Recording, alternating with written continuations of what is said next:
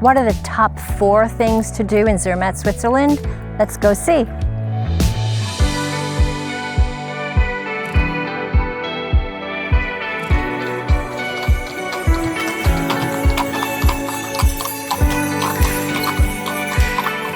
Zermatt is a small town that's easily explored on foot. In fact, there are no cars.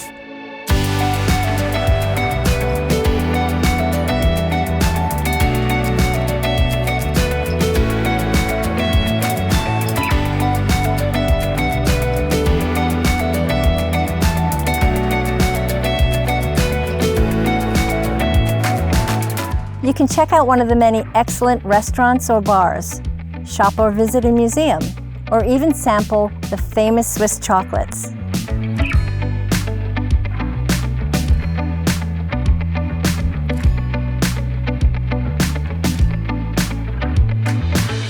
Zermatt is steeped in dramatic history and the tragic fate of the first mountain climbers to conquer the Matterhorn. More on that later.